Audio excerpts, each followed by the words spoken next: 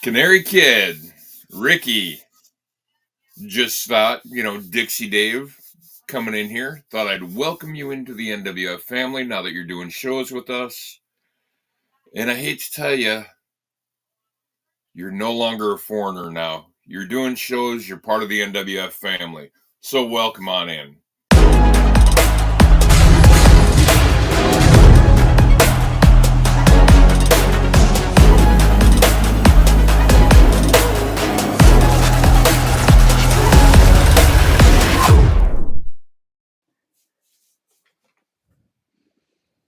Hello, NWF Forward fans. We are here live on YouTube, and I, as your main host, the Canary Kid, is here to introduce my co-host, Crusher, the crippled old man, Crossen, wrong way, Crossen. Steve, I'm learning. He's learning, folks. Kind See, of. And how much did you pay Dixie Dave for that little promo, by the way? he wasn't supposed to tell you about any You got crossing him the talking trees. like a heel now, too. And I never, for 2 years, I didn't have to deal with that. Now I do. I don't know what all this heel stuff's talking about. The only heel I know is the one that's gonna, clock you around the jaw if you keep running your mouth. I'm telling you, man. It's a good thing it's been 40 years since I've been in the ring. Because if I was still in the ring, I'd have to make a flight to Ireland right now. And we'd have this makeshift match we talked about last week. I didn't know people But your age were allowed to fly. I didn't know it was safe or not. how you doing, Ricky? How you doing? I was doing great until about a minute ago when we came on this live stream crossing because now I have to put up with your stuff. But I got to tell you something right now. When you're going to refer to me as Crossen, there's two other things you do. Either you put Mister in front of it or you put Crusher in front of it, but it's not Crossen. It's either Crusher or it's Mr. Crossen, okay? We got that clear? the same way I would like refer to my old man neighbor as like Mr. Nevercracker or something. I guess that's the way we're going with it. And I got to say this, I'm the main host. He's my co-host, and it is great to have him back again. I give him a hard time, but I'm glad he's the co-host. It's so much fun to have back and forth banner. And when I did it by myself, of course I can do it by myself. I did it for the first 6 or 7 shows, but I think it's cooler to have a co-host.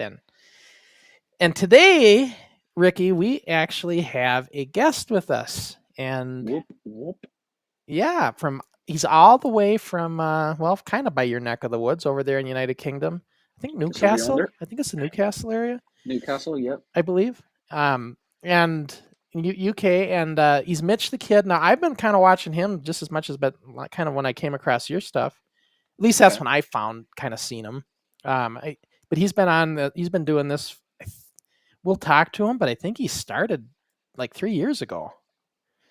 So it's going to be great to talk to him, learn all about what he's all about and stuff. He's very similar.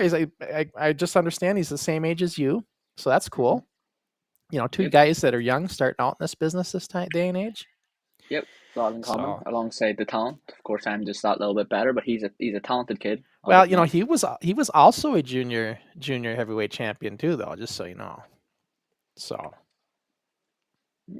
Well, I was a better junior heavyweight champion. I don't know. We'll see who had it longer. We also, before we bring Mitch on, can we talk about this? You really had to put in former, didn't you? You really had to rub it in. Well, I have to be politically correct here. I mean, you are the former junior heavyweight champion. So, But one thing I'm missing is you don't have former 5 times because like you forgot to put in you lost the belt 5 times. You forgot to that's add that in. true. But as a courtesy, when you do get the title more than once, you'll get there. You'll get there one of these days. You don't have to do the former anymore. It's a courtesy. It's a common courtesy. All right. I don't think I'm the only one who's starting to get a headache from hearing you talk. So I bet we get Mitch on here, so we'll have a bit of entertainment. Well, before we get Mitch on here, I'm going to show you. He's got a little a highlight reel to show. So let's take a look and show everybody exactly what we're talking about. But first, I always do this before I get into anything. Shout out here to Ace. He says Mitch the Skib, and I understand Ace is somebody from the Full Tilt Club league that he's in, perhaps, and but he's out there watching. So just a shout out to Ace. Thanks for tuning in with us. And if anybody, by the way, if you have any questions and stuff as we go along here, we're going to take your questions. We always do. I'll bring them in. And I know Ricky's going to have some questions as well as myself for Mitch. And also, we have a little delay with Mitch, by the way. So just you have to be kind of patient with us. You know, if we ask questions and we have to wait for Mitch to answer, it's just because there's kind of an internet delay going on right now. So it's something we got to And deal with. I think So Mitch's just delay is very handy because as Crossen gets older and older, he starts getting hard of hearing. So it helps me as well for in future when I have to start, let me talking and remind you that Crossen process it. I am visiting Ireland next year. So you keep yapping like that, and you might find out that you're going to regret everything you've been saying. The same way that I have to visit you in a nursing home. Is that the same way we're doing this? You're coming to visit me so that when you get older. The only thing I got to worry about is hurting a minor. Okay. So that's the only thing I got to worry Try about. not to hurt your back getting on the plane. How about that?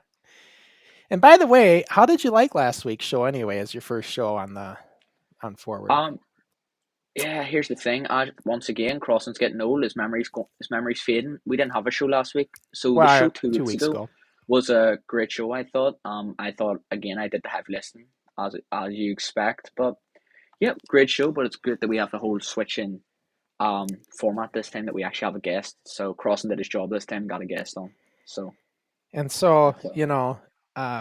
I understand it, training ring had a broke. We're talking about Canary Kid being 12 pounds fatter, and I think it showed because that support beam gave way, and now they got to fix it. And it was you, right, in the ring that this happened. Yeah, it wasn't a big deal. It was just a little nick. So, but no, how about we get this highlight replay, because I want to see who we're dealing with today. So we're going to play the promo, and we're going to bring Mitch in here, guys. And so we're going to have fun talking with Mitch. I don't know if he's going to come in with character like we're doing, but if he does, he's welcome to. Otherwise, we're going to have a serious conversation as well. So let's get this thing going. This is like a highlight promo that he put together. So let's take a look at this, and when we're done, it should come into the screen with all of us. So let's take a look.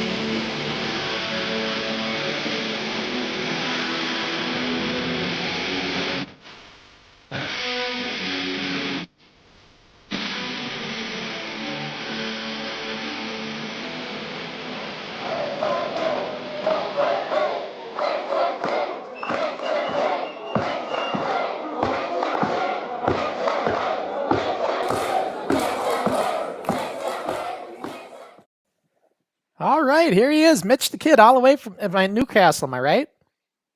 Yeah, Newcastle. Yeah, Newcastle in the United Kingdom. Welcome in, Mitch. It's great to meet you in person here, sort of. Oh, it's great to be here, man. Great to meet you. You know what I mean? Like I've been watching a few of the episodes like ever since like you called us. I think it was like about a month ago. Like I just started like kind of watching the episodes and like getting the sort of vibe that he's kind of like bring to the show. You know what I mean? So it's like I says, it's good to get to meet both of you. Well, Rewind and Forward are two different things. Like Rewind, we're looking back at our old stuff, and sometimes it's I don't even I get embarrassed with some of that older stuff with us because we started out rough. You guys are so lucky because you started out properly, with good training.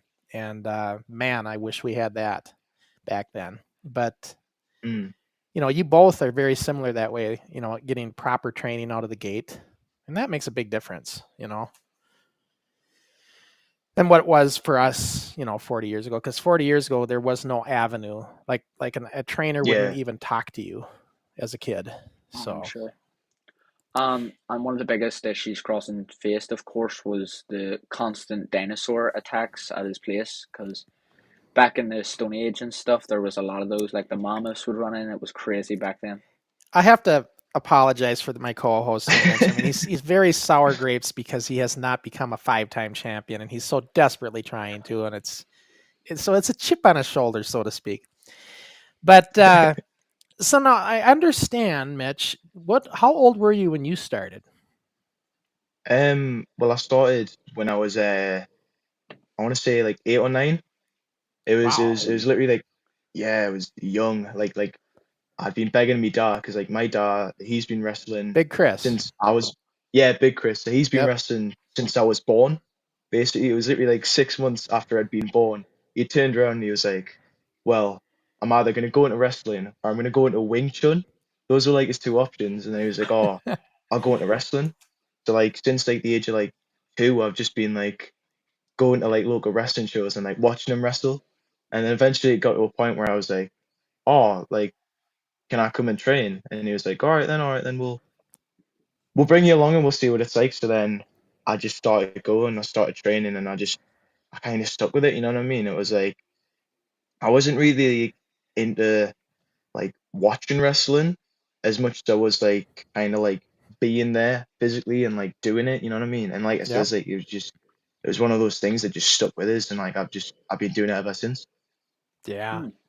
Well, based on what you just said there, I have a bit of a question for you, Mitch. So, Yeah, growing yeah. up in a wrestling family, did you see wrestling as always this like awesome thing, and seeing your dad go out there, was that like, holy, like I'm watching my dad wrestle, or was it just always seen as like this is dad's work, that's like cool to see him work there? Like, Nah, like honestly, like it's got to be the first one. Like just like going out and like watching him, like do his entrance and like fucking, oh sorry, like having matches. It was That's like, okay. We throw the F sorry bomb man. here and there. It's anything's. This isn't rewind. I'm not worried about the younger kids. Oh come on, sorry Mitch. man, but no, to answer your question, yeah, like it was like literally like I watched him and I was like, I want to be like that. Like I want to be going out and like high fiving everyone and like winning matches and that, and like just getting chucked about. And that's, like I said, that's why I kind of asked the question. So yeah, it was like pretty much the first one. It was just awesome, you know. That's awesome. So 8 or 9, but now, like, when did you have your first match then, like in front of a crowd and stuff like that? um it depends really. Like when I was about 11, I was let on like my first show, and it wasn't even a match really. Like I went out, it was basically like there was this guy called Nick, and he had like offered like an open challenge. So then my dad was like, "Oh, we're gonna put Mitch in, and we're gonna have him like go out, and just be like proper like." Bear in mind, I was only 10, and I just went out. I was proper giving it the big, and then I go in the ring. The bell rings, and within like 30 seconds, I just get like, I think he gives us like a scoop slam, and then he just pins us, and then that's it. And then some other guy comes out, and then they have like a proper match. That was like my first time in front of an audience. But then when I was about 13. It was on my 13th birthday actually. Um, Me and my dad had actually had a match together and wrestled, and Well, we're gonna see highlights I of that. um I actually put that in here. oh, did you? Yeah, just a few clips of it Oh damn. to get a little Ah bit. man, I know you I didn't even know guys. you. I know you. Well, I found it, but I know. Ricky is like doesn't like seeing this early stuff, and you might not either. But I'm telling you something. It's kind of cool to see how you started and where you're at now. So, Yeah. yeah, Big Chris and you. I got parts of that, and what I really liked about that was what happens at the end of it. So, Oh, that's crazy. yeah, so we're gonna see Ah, that yeah, yeah, when we get to the I watch yeah. was line. Chuck it this on, was man. exciting. Yeah. Yeah. Um. So, and I like, by the way, your dad. I'm telling you something. If I ever came over there and you two got together and you guys and Ricky keeps snapping his jaw, I would team up with your dad, Big Chris and Big Crush, against the two of you guys, and we see what you guys can do. Because that's Ah, one be sick, guy man. I could have as having my back. I'll tell you that. You need so much bit of talent, don't you, Crossen, to carry you through a match? This is great. This is great. Now, I don't show the whole thing. It's like 18 minutes long. I just kind of get the beginning of it a little bit and then a little bit of the end of it. So just All to right, kind of yeah, give a kind of a feel of it. But yeah, we'll watch that when we get to the watch line. yeah, of Um, course. yeah. So, Ricky, did you have more questions yet too on the? Because Yes. I So think I cut you off there. Sorry. yeah, stop talking. All right, but yeah, one big thing I noticed is in your entrance, you do this little thing where you do the whole like that, and then you do a little pose. What was the like? Was there an inspiration or like a meaning behind that, or was that just like that looks cool? Not really. It was more like that looks cool. But one thing I did notice when I like found myself doing it on shows is and I thought I was I think it was like after one of my matches I was like looking back watching it and I was looking at my entrance and I was like, I swear that's what Chris Masters does. And then I started searching up like loads of like Chris Masters stuff and then I realized he's just like the same thing but better. He's like, and he's like giving it like the proper bicep flex and I was like, Perfect. I've just stole that directly off Chris Masters, which I thought was a bit Completely weird. off out of But no, Chris. like it was just something I thought. But no, it was just something I thought looked cool. You know what I mean? Oh yeah, I agree. It looks nice, and it's cool to have that like signature pose. Because you look at all the greats, like you look at like Randy Orton had his whole like arm thing, and then you had like when like The Rock would come out, he would throw the arm up and have that whole look. So it's good to have that like Yeah, pose that people can link back to Mitch the Kid. Gives you something, gives you that little bit of something relatable to the people. Yeah. I Yeah. definitely one. Yeah, Gives you identity, and you need that these days. And that's the way it is. Everybody has their little signature thing, right? I was going to yeah, ask, you were the junior heavyweight champion in your league, I think the first, if I'm the way I read that. yeah, yeah. And how long did you hold that belt for until you lost it? Because you got it when you were young. Well, like you were like I've held what? it.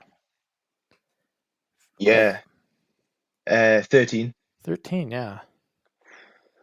So I held it twice. So obviously the first time I won it, I was the very first person to win it, and I think it was about 3 or 4 months Okay. before I then had to turn around and basically like get it taken off of us because I was just like, the thing is with like having a belt, like my dad tells us all the time, like being champion's hard because every match you do has to be better than the previous one, and I was just like, I just wasn't holding up the standard, so I was like, I need to get rid of it. So then some guy won it off me, and then I think it was roughly like a year later. I think it was last summer.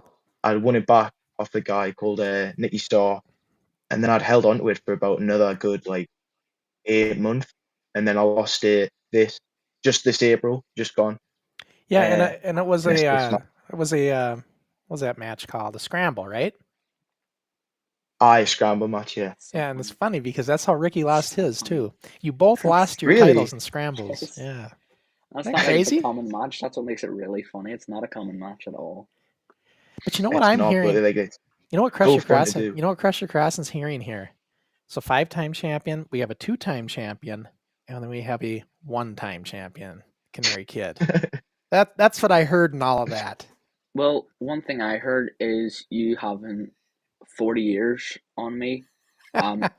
Mitch winning his first title before I was even wrestling. Yeah, but you make it sound like a wrestler. Remember, I stopped wrestling when I was 20. For the good of the people You watching. stopped wrestling. I did, yeah. Yeah, I just Oh, when I oh. started out, Mitch, it wasn't a big man's. It was still a big man's game. Sean Waltman hadn't beaten Razor Ramon yet and opened that door for us. So it's like I had everybody and my uncle telling me you're not big enough because I was only about $135. I was about Ricky's size, at that time when I was 20, about 100, well, maybe 145 by then, but still Yeah, I not was big gonna enough. say. Of course, when you were 16, you were smaller than me because I'm just massive. Yeah, I was a bit smaller, but stronger, and he even admitted it. But I don't know how you judge that, but he thinks I was. I don't know what. Who knows? I'm not strong, so I'm going completely off of a guess. But no, I mean, I was 20 because it was just it just wasn't big enough.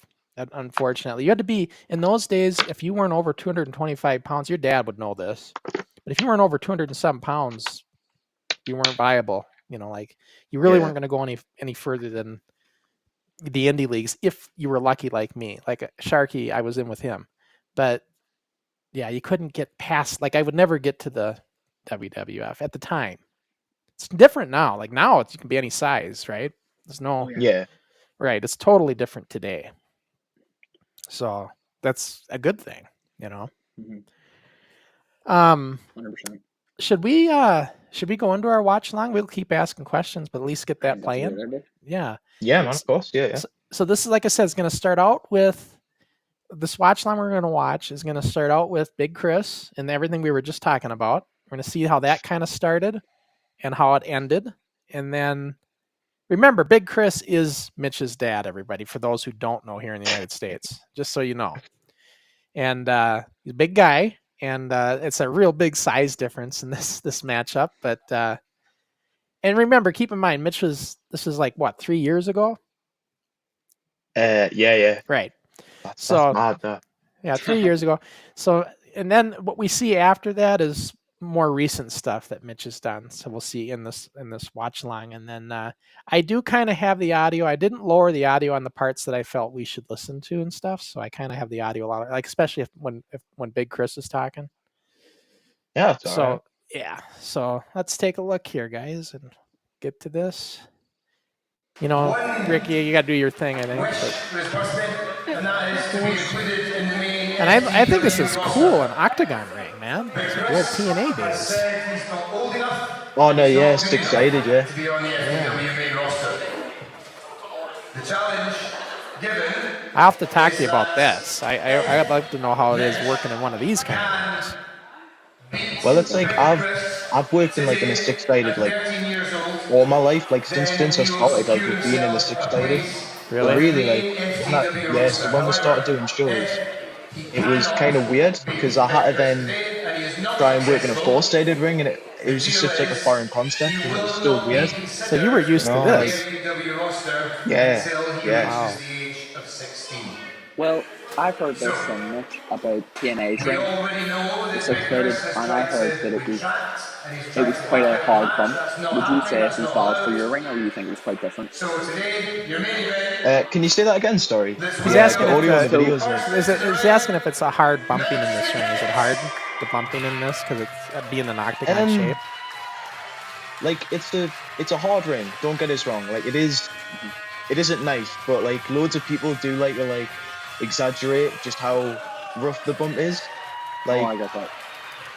You'll have people come in and train and like take one bump and then start like freaking out because it's like, oh, the ring's too hard, and it's just like it's but you get used to it like super quick, you know what I mean? Yeah. And plus like once you get into a 4-sided ring and like they've got all like the nice padding in that, like it just feels amazing. Honestly, like it feels like you're bumping on a bed. So it's so funny you're saying that, because the ring we have, the one we train, it's a 4-sided, but it's quite old, so the bump in that isn't the greatest. It hurts like. But when we start working in bigger rings and other rings, it feels like bumping on a cushion. Like it's funny that you're mentioning that. It also prepares you, so it toughens you up a bit when it comes to your bumping. So Ricky, hang on here. So this is his dad telling him he's giving him another shot. He can either walk out of here or he's going to be in trouble. And this is what he's basically saying here. He doesn't think he's ready for this yet, is what he's saying. Oh, this is crazy. Yeah, I can see Big Crush and Big Chris tagging up here. Actually, that's nice. Very different haircut as well. So, I'm going to give you this one last chance. One last chance. Alright? Walk out of the ring, we'll forget about it. Stay in the ring, you're going to remember for the rest of your life. Good promo, man. Oh, yeah.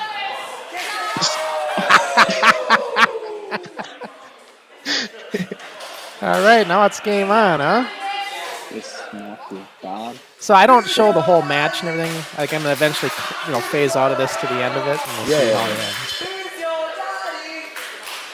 We show a little bit of it though. So Mitch, how old were you here?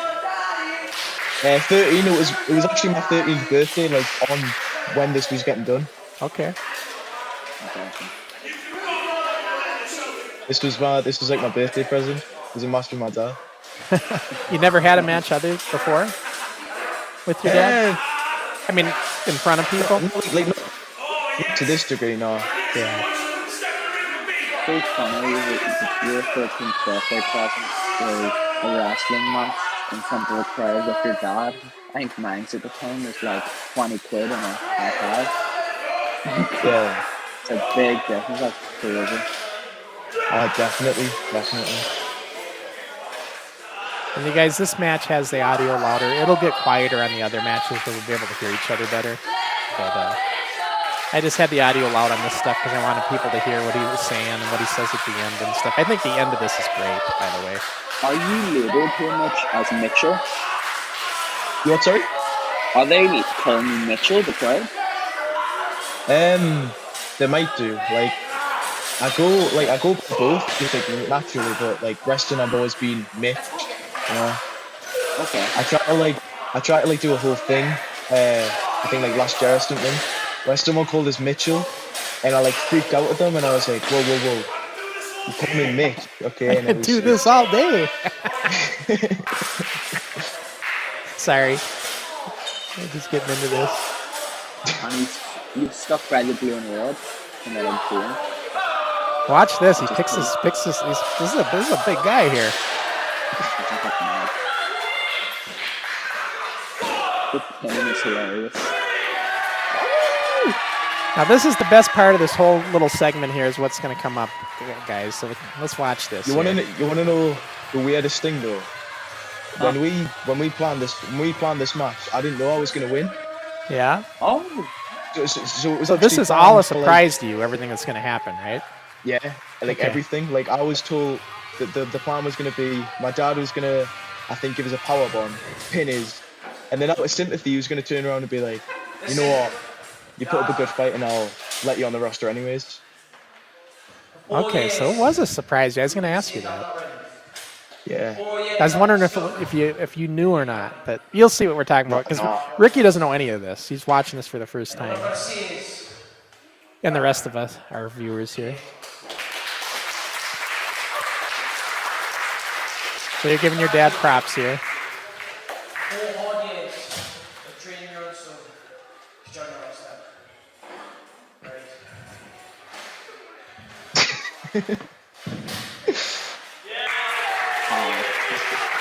Now this is the best part coming up, guys. Watch what this dad does for me. I've got no secret. It's a time. You were always on the roster. This match was to find the new Junior Academy champion. It's you. Pass the ball.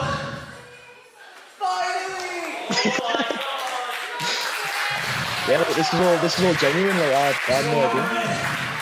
Yeah, you can tell by the look on your face.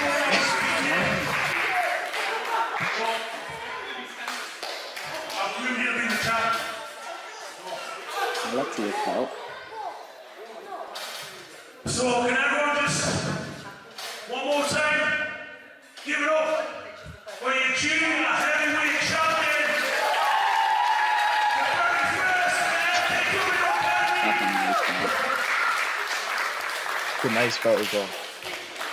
All right, not only It's a big belt too. incredibly hard for this.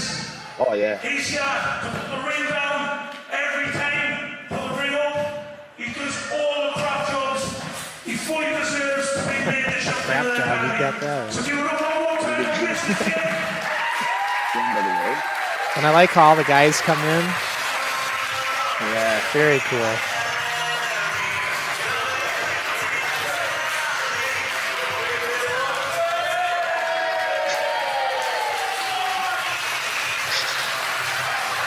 This is awesome.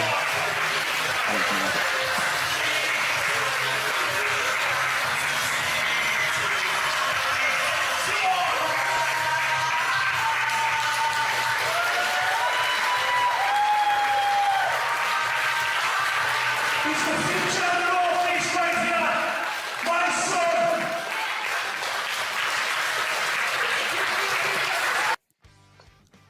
All right, now we're going to see Yeah, some this more is- recent stuff of Mitch. This is what Mitch actually provided me to watch. This is like some highlights. The first couple things are just like little music highlight ones, so I had to turn the music down a bit, Mitch, so we don't get flagged. But Oh yeah, it's alright. but then you have a complete match in here as well coming up. So yeah, Yeah, that was so- cool. yes, That this was really cool what we just seen there, by the way. Oh yeah. So this was a match with a guy called Jet Marshall. Yeah, he came in, and this was only in March this year, and it was like the weirdest day ever. Like I think that day I was doing one of my GCSE papers, and it's literally I did the paper, and then got the bus straight to the venue, like with all my wrestling stuff, and then I wrestled a match with a guy I'd never met, and like I was super nervous because like this guy's like massive, like in the UK, and it was like shit, like I need to put a good match on with this guy, and honestly, like it was one of the best matches like I've ever wrestled. Like, And who I've is not he wrestled again? that much. Who is the guy? So he's called Jet Marshall. He Oh yes, I've heard the name. Yeah. he wrestles for PPW. Okay. Ah, and he's good. He's good. That's Pursuit, isn't it? Yeah, Pursuit Pro Wrestling. Yeah. Yeah, I noticed you guys do like league versus league stuff. Yeah, that's like the kind of storyline we've like tried to like build since like December last year, really, and it's going really well. It's like it's going super well. Yeah, Nice. I think it's like next week's actually it's the FTW versus PPW show, and that's going to kind of like be all of our guys versus their guys, and it should be really good. Really good. Who are we watching here now, Mitch? So this guy's Joe Wade. He's also PPW. That was December last year, and this match was a bit odd. So I'd wrestled 2 matches this day. So one of them was me and my mom versus another kid and his mom, and it was like it was weird. It was like a mother-son match, and it was like the first one I think ever done in the Northeast. Yeah. And like I says, it was really good. And then like right at the end of that match, Joe Wade comes out, interferes, and costs me that match. So then I'm like, all right, you wanna come down, you wanna give it a big, you wanna cost us my match, fine then, I'll wrestle you. And I did. And the match was okay, but like this was like my first time doing double duty, and like it shows.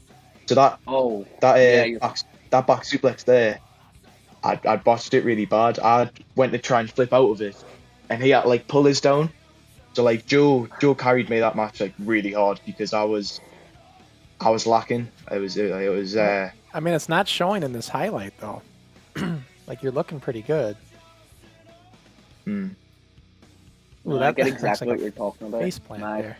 My first time doing double duty was in my first year of wrestling still, and it wasn't a normal double duty because we were doing a match that was like going 10 minutes and interference, and then right after that another match. So I ended up having to do like 20 minutes, which I'd never done before, with 2 different matches, and it was main event, so we had to do 2 big matches, and I fumbled it completely. We did a top rope neck breaker, and I turned in the wrong way and smacked my head off the mat. I was dazed. I was actually worried about concussion and all. Like, it was a weird night for 14-year-old me. It's a terrible idea if you ever came up with it. So how long you been wrestling, Ricky? So I turned 14, and then the month after that, literally exactly a month after that. Oh, perfect, Nice. you won. But yeah, so a month after that, I made my first training session, which was a seminar with, I don't know if you know him, but Keith Myatt. Nah, he's over in England. But yeah, so he's an older guy, like he's like in his 60s, but he was doing a seminar.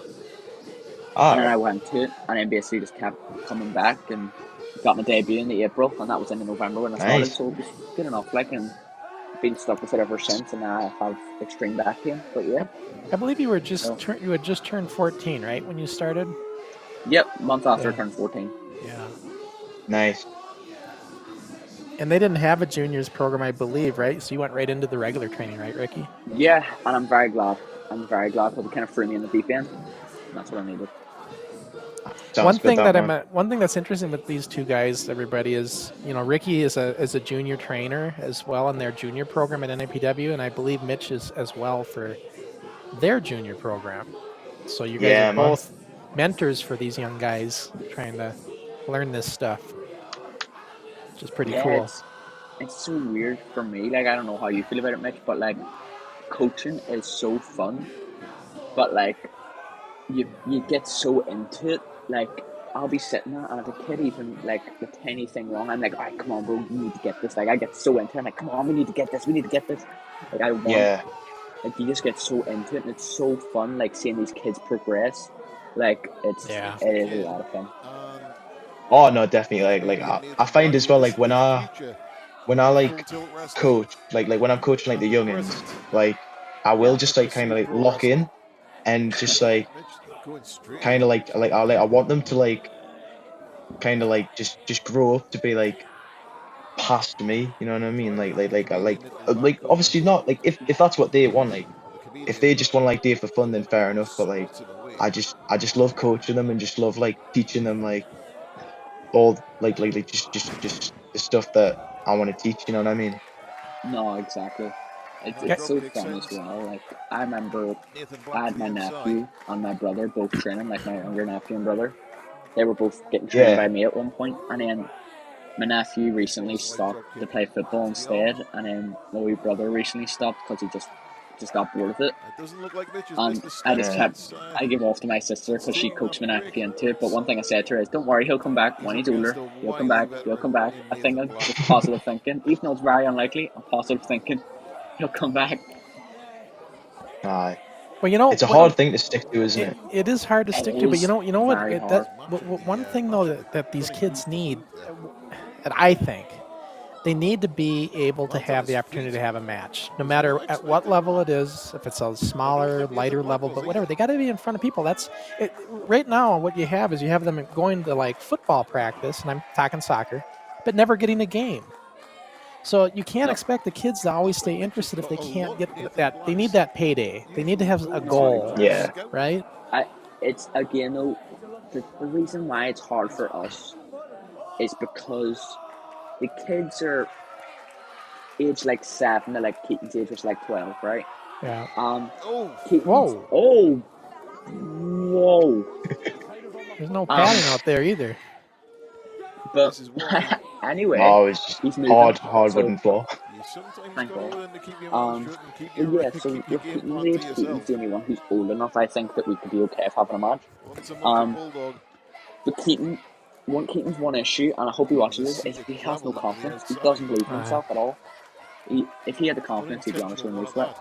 But with the other kids, they're really young and small, where I think we're just really cautious about them being in the ring with I'm someone not without us being able to criticizing you control. guys. I'm not criticizing yeah, at all, no. Ricky. I'm just saying though, the kids, like when you said your brother lost interest, because they need to have something more than just the practice sessions. They need to have something, even if it's a basic amateur style match, but something in front of the crowd. You know, something. Doesn't have to be a high flying 5-star match. You know, but we do something like that, like for our guys, like all our like trainees, whether it's like the juniors or just people that have like just started out, we'll normally try and have like what we call like academy shows or like trainee shows, and they're essentially like we'll just put them on the same places we're training, and the audience just consists of like family and friends. But that's always like a good opportunity to like have like the kids get to put on their own matches. You know, anyone who's like basically isn't on the main roster that gets to put on their own matches, and like it is like one of like the best things I think we'll put on, even if it's like lower in like production value or whatever. Like it is it's really good with like kind of like getting them into like the proper thing. You know what I mean? Like and the it's matches. Look, people aren't going to expect them to be perfect. Like they're kids. But the fact that the kids are getting the experience and the feel of being in front of a crowd and everything is only going to elevate them up over time, as they keep doing it. And you're giving them a little bit of a bone to throw. I think that's something that Nathan can work towards, Ricky, but you're right. You got to get them at a level where they can they got to get to that level where you can do that, right? Yeah, exactly. Yeah. But no, that's a good idea you guys have, because again, it gets them ready for the show. And again, the promoter in me is like, it's good that you're doing that, so that if they get on the show and they're too new and they're too green, then like they make a couple mistakes as you do, it's not doing any harm in front of the family. Like, it's not going to affect any ticket sales or anything, so it's perfectly fine. Like, we had issues for a while where our roster was so small where we were putting people on shows who were not ready or were just really bad. Right. And we had a match because we do our shows in this little small warehouse a lot of the time.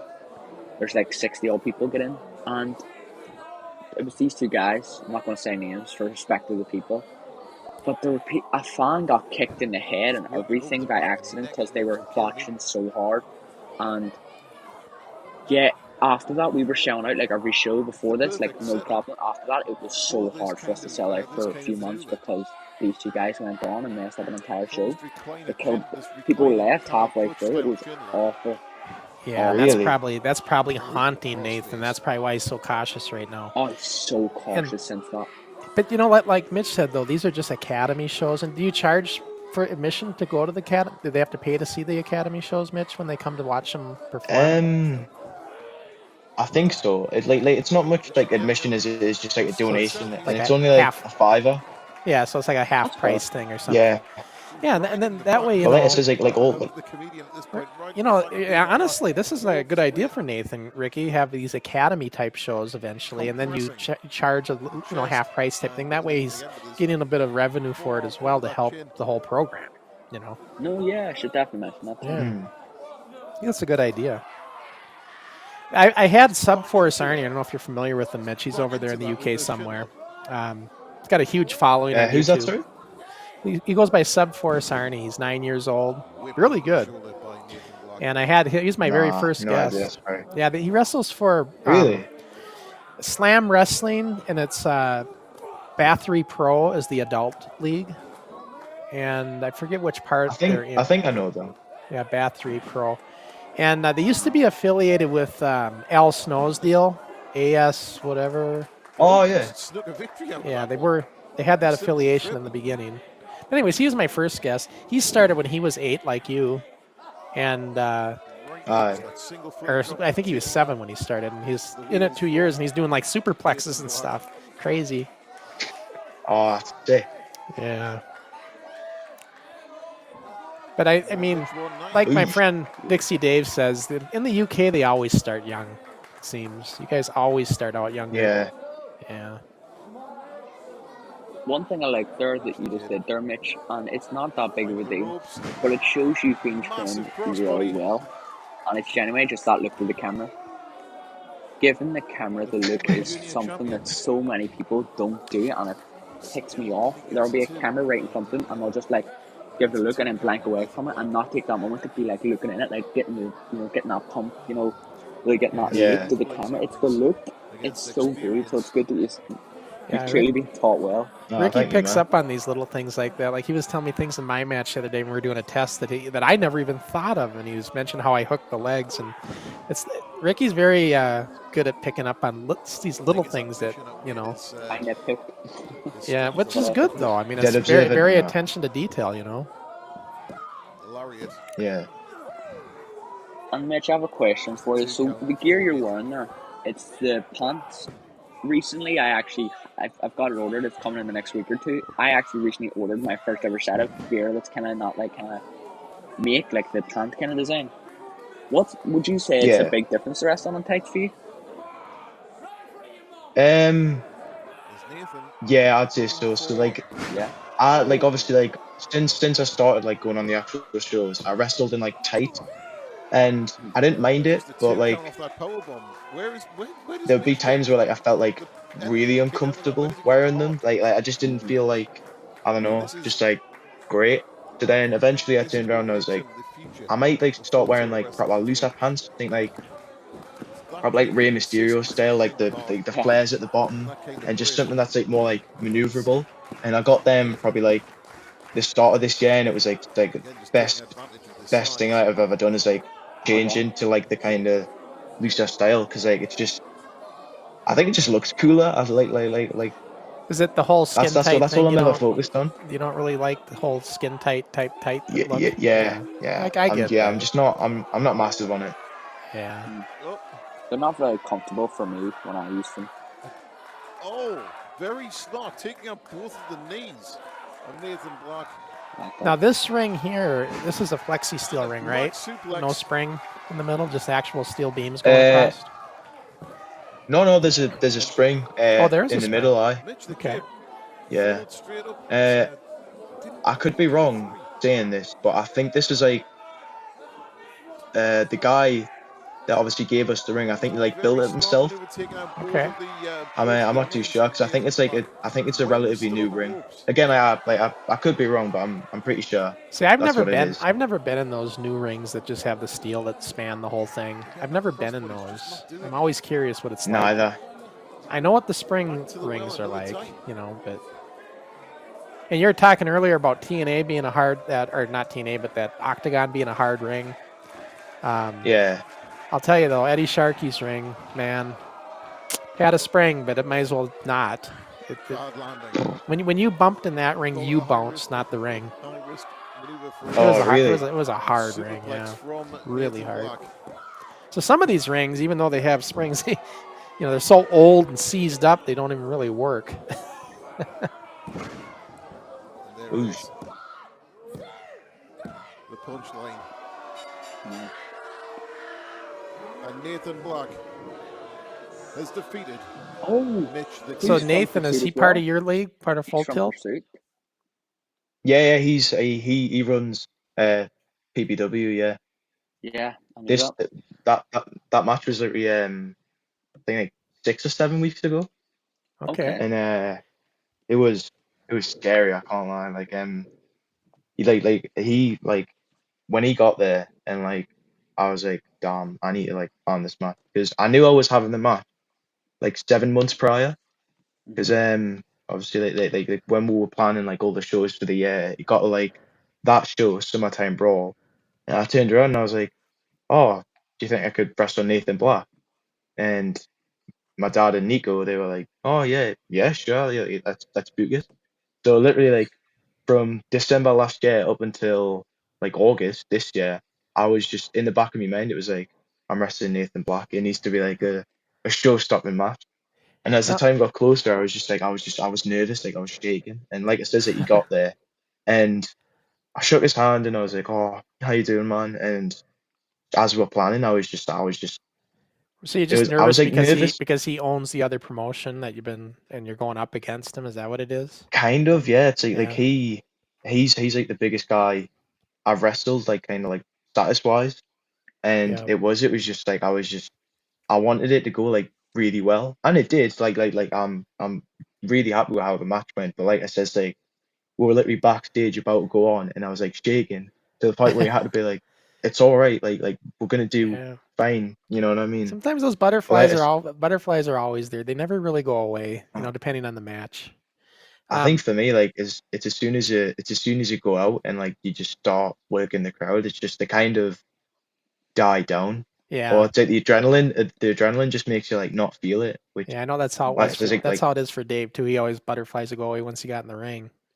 But yeah. I was going to ask you. I remember hearing something along the lines of you were out of wrestling for a while. Was there an injury that happened with you that had you on the shelf for a bit? Because I thought I heard something No. along the lines that said first match back in 4 months or something like that. So the storyline wise, there was an injury. So that was Okay, obviously after so the it scramble was a match, right? storyline injury.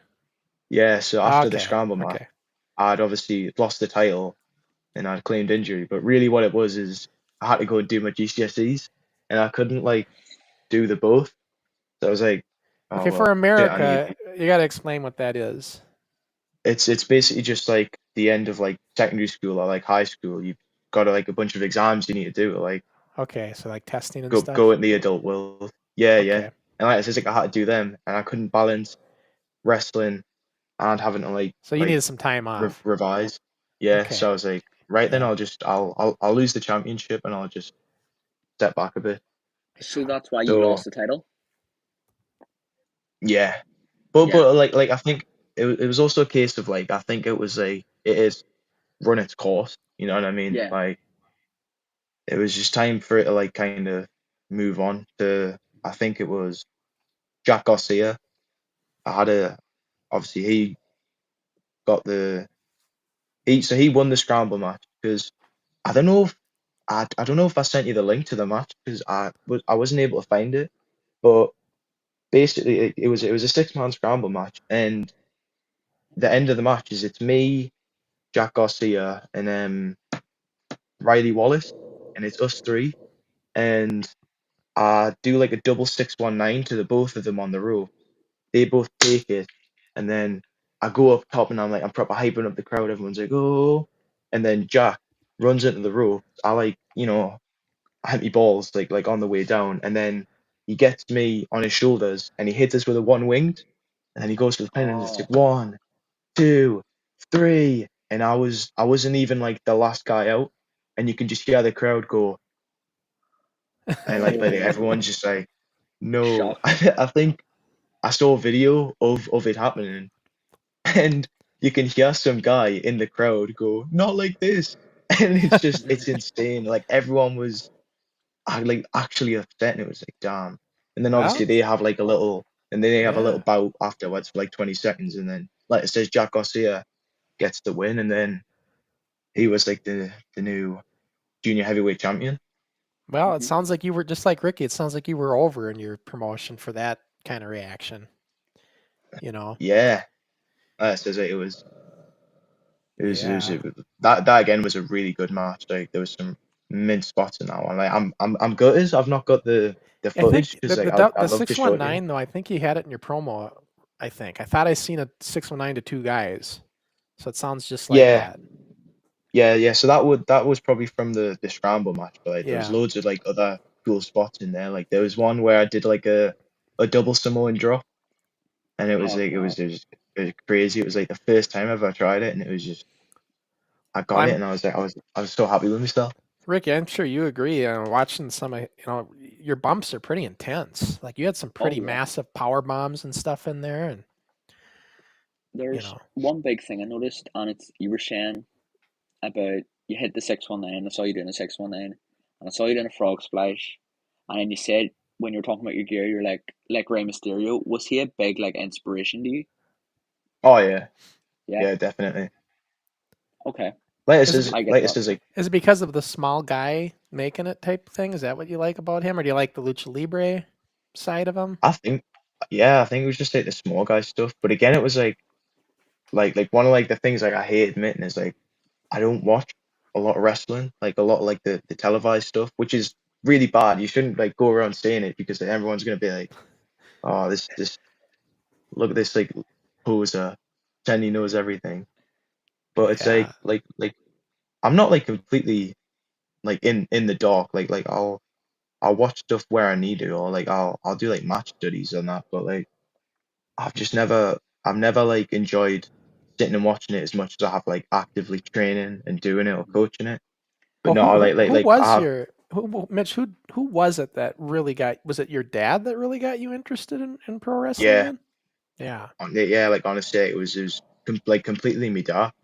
I think it sure. was like I'd always like kind of like wanted something to kind of like do with them, you know, something like we could like both like kind of like partake in, and obviously like Father son growing type up and thing. like Yeah. yeah, and like growing up watching him was like, Well, just damn, seeing that's that what I whole need to do. thing that he did for you there, he's a proud dad. I mean, Oh yeah, man. that speaks volumes of your dad there for what he did on that whole little bit. That I thought that Yeah, was great. And yeah. Well, my see dad like that's the he's video, Mitch, that I came across. mm, Like about a year ago, and that's when I started trying to kind of follow what you were doing because I seen that. So that's why I had to have highlights of that in this in our watch along. oh You no, didn't give definitely. it to me, but to use, but But no, like yeah, like my dad obviously he's trained as like from the get go. Like he's always been the head coach for Filter Wrestling, and obviously there's been other coaches as well, like Adam. He's been the coach for more or less as long as me dad. Like he's taught us loads. Nico, so Nico, yeah. he comes down from Italy from time to time, and he's like he's taught me loads. But like at the end of the day, like it's me dad. He's kind of like he's the one that's like brought us up, and like he's pushed us to me limits, and like it's been worth it. Like it's been hard. Don't get us wrong, but at the end of the day, like I'll always like be grateful for like the amount like he's like pushed onto us because it's got us to where I am today. You know what I mean? So I'll always be grateful for that. Hey, I want to get some of these comments in here quick. We haven't had a lot, but I just want to let these guys know we see them. Maybe you know some of these people, but Barrett Scoop says Mitch. Sounds like he knows you. So Yeah, he's yeah. out there So watching. another full tilt guy. And Ace says, "Look at that beautiful hair." So kind of a little bit of the mullet. This guy over here, God, he's got me pointing the wrong way now. But he always gives his protege Ben Nelson a hard time over his mullet. So I don't know if he's going to give you a hard time. But No, well, I hope Ben's watching it.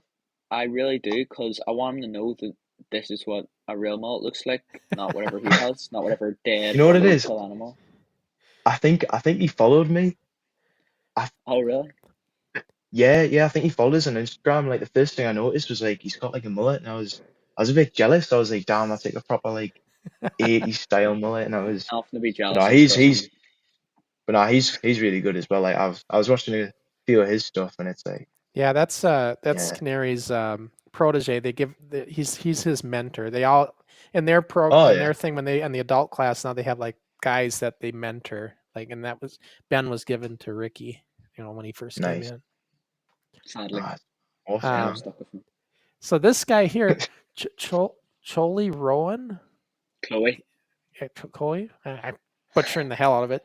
He was so little, he says, and then that was when you're in there with Big Chris, and then Ace says Mitch never lacks. He's my muscle boy. Comments are amazing. And then another one from Caitlin Stewart. He's a Nepo baby. Your reading is awful, Cross. Am I butchering it? That's Caitlin. And you said about the name Caitlin and the name Chloe, you kept saying he. They're girl names. I'm sorry. I know I'm butchering the hell of it. Sorry, guys. Didn't mean to offend them. Anyway. But then again, you don't know. They could be a dude. You don't know if they're actually female. Everybody uses different names. So who knows what we're talking to. I'm going to make the educated guess that it's a female. I don't usually walk down the street and meet many blokes called Caitlin. But you never know. You never know. By the way, if you're a bloke called Caitlin, I completely support you. But it's just not very common. But yeah. Big question, Mitch. So, have you ever worked for a Pursuit show, or is that more of they come over to you guys just? No. So they've obviously we've booked them in since it'll be December when Joe Wade came down. But like I'm looking into hopefully like trying to like get down there. Like I says like Nathan was like really like happy with our match, and like he gave his honest like critiquing and that, like he said what stuff had went well, what stuff hadn't, but then like obviously like we kind of had the conversation of like maybe it's like me going down there like for one of their house shows, or like a couple of the guys going down, and like nothing's like set in stone yet, but like it's just like I would happily go down there and like wrestle one of their house shows because it's amazing, like the quality they put on it, dude. They're an awesome promotion, and I've seen your guy Liam Slater. He is. Oh, Liam Slater. Yeah. And then funny, this is probably going to brain twist Crossing here, but Leon Slater, no relation by the way. He's the one in Kenny. Yeah, I met that guy before. Such a lovely guy. I've spoke to him and all, and he gave me feedback on a match before. He's such a nice guy. He's a really, really nice guy. I met him like a year or two before he went to TNA. So when I saw him got signed, I was so happy for the guy. It was so awesome to see. But Pursuit's a great promotion. Like, they are doing it great right now. So to get the opportunity to go down there would be awesome. Like, it would be a really good opportunity for you. And like it's a lot of guys there. You could learn from. I've been to one of their seminars before, and that's about it. I went to funnily enough, the Chris Masters one, I think was last year, and like that one was like it was mad being there. Like it was my first time like in Sheffield, and like I said, it's just like the level of like their kind of coaching that was just mad, Yeah, like my geography for England isn't the best. What's the distance from Newcastle to Sheffield? Probably like I think for us it was like a 3 hour drive, Oh, 3.5 hour jeez. drive maybe. Boy, that So it's island's not not that easy. big, Yeah, yeah, but it but takes that like I long, said, right? it was worth it. Like Oh, me, sure. dad, and a couple of the other lads like went down and like I says, I'd happily make the trip again because Mhm.